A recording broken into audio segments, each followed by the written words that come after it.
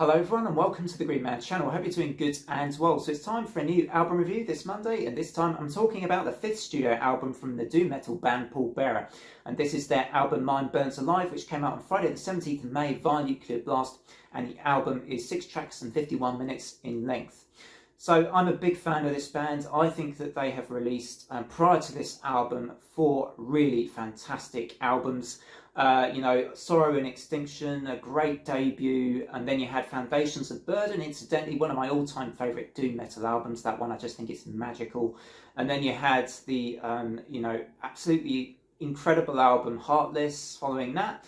And then you had Forgotten Days in 2020, which is also a really stellar release too. And it's just like this band can do no wrong within the sphere of this kind of melodic doom metal style that they have.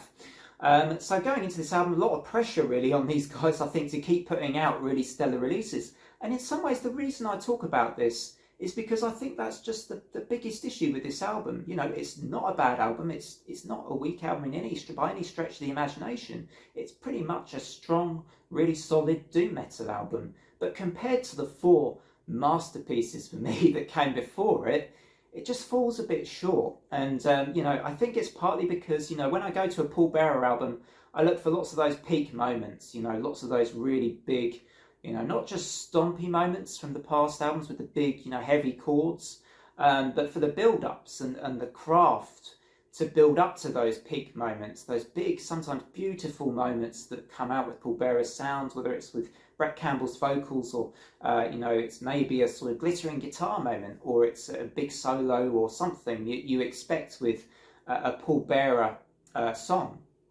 But for me, this album just felt a little bit short because it didn't have so many of those peak moments within it, like I think albums like Heartless and Foundations of Burden have.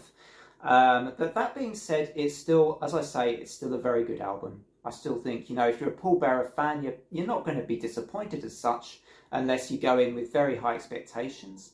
And I think if you're new to Pallbearer, that will play to your advantage, because I think if you're new to this band, you'll actually really enjoy this album. I think it has a lot still to offer. Still think it's an emotional journey, slightly lighter in tone than those previous records, and maybe is a little bit even more of a sort of a slow burn in terms of it growing on you. I think this album's grown on me a little bit since my first couple of listens at least. And, that tends to be the way with these kind of records as well. With doom metal records, sometimes, even though they're very slow, they take time to settle in. And let's talk about some of the songs on this one. So Where the Light Fades was an advanced single. And, the moment it starts, you know what kind of an album you're going to get. It starts with a really clean guitar tone. And you think to yourself, oh, okay, Pallbearer going a bit more in this direction for this album. Slightly more, I'd say, accessible. I still wouldn't say this album is necessarily super accessible, but maybe you know what I mean by that. And, you get Brett Campbell's, I think, really good vocals. I think his vocals sound sometimes a little unusual, and you get used to them. They're like an acquired taste a bit for me, but I think they're really great for Pallbearer's music. And I think this is a song that certainly demonstrates, his vocal prowess as well. Mind Burns Alive, I quite like that song as well, although for me, by the time I got to that song, the second song, I was starting to think, this album is not quite what I was maybe expecting, and, they're falling into territory where they do sound like Pallbearer, but it's becoming very, almost a little bit predictable with what they're going to choose to do. Particularly towards the end of this song, I found like I was predicting that was going to happen. So I thought to myself, okay, that will be all right, again, if you're new to the band. But for me, because I'm very familiar with their works, it just felt like they were falling a little into predictable territory. But hold your breath, because the 3rd track on this album was, I think, one of the highlights for me. I think it was brilliant. Signals. With this weighty kind of, that transfer of those powerful chords coming over into, you really feel them in this song. It's like there's a soulful element to Pallbearer's doom metal, and I really felt it with this song and with Brett Campbell's vocals once again, which I thought really kind of like just, transcended the music on this track. And actually, as I was listening to the song Signals, I happened to be staring up at the picture on my calendar for the month of May, and the 2 things together worked really, really well. It was almost like a sort of a little bit of a spiritual experience whilst looking at that image for my calendar and hearing that song at the same time. I was like, oh, this is a really interesting little moment I'm having here.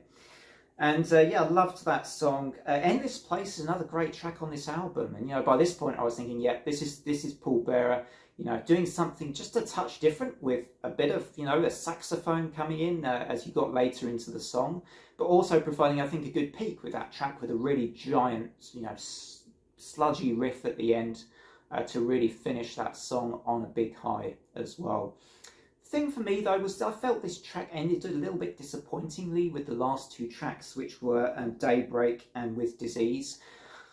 Previous albums have had some really great tracks to finish with on the likes of Me of Heartless and Forgotten Days, and this one I felt finished on a little bit of a whimper for me. It just didn't quite deliver what I'd expect again from these guys who are of such a high class or I consider them of a very high class in doom metal, that didn't quite do enough for me again, because I have very high expectations. Not that they were bad songs at all, I still thought they were pretty good, but just not quite in line with my expectations for a band like Pallbearer, really.